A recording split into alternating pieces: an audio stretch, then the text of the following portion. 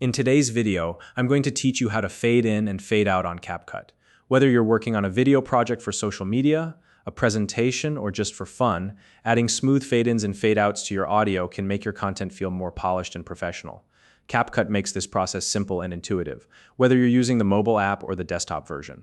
And if you're new to CapCut, it's a fantastic user-friendly video editing tool that's completely free to use.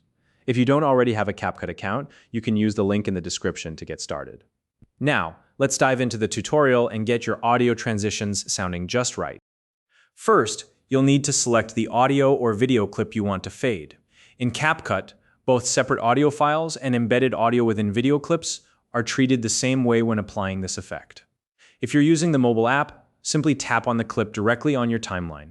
On the desktop version, you'll want to click the clip once to highlight it. Make sure the clip is outlined or marked. This visual cue confirms that it's selected and ready for editing.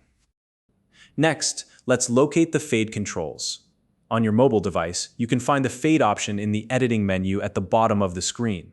If you're on desktop, look for it in the properties panel on the right-hand side.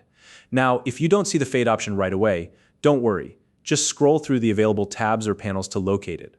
Sometimes it might be tucked away depending on your interface layout. Once you've opened the fade settings, you'll see options for both fade in and fade out. These settings allow you to control how gradually the audio enters at the beginning or exits at the end of your clip. To adjust the fade duration, you can use the sliders or handles provided. Moving the slider to the right will increase the duration, creating a smoother, more gradual transition.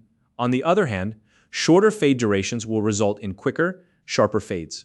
Keep in mind that the choice of duration depends on the mood or effect you're aiming for. For instance, a longer fade can create a dramatic or cinematic feel, while a shorter fade might be better for snappier edits.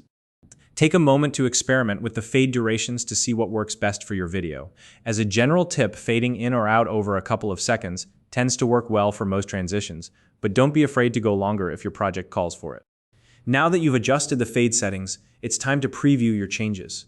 Press play to listen to the transition and see how it sounds. Hearing the fade in action will help you decide whether any further adjustments are needed. If it doesn't feel quite right yet, go back to the sliders and tweak the duration until you're happy with the results. Once you've got the fade exactly how you want it, it's time to apply the changes.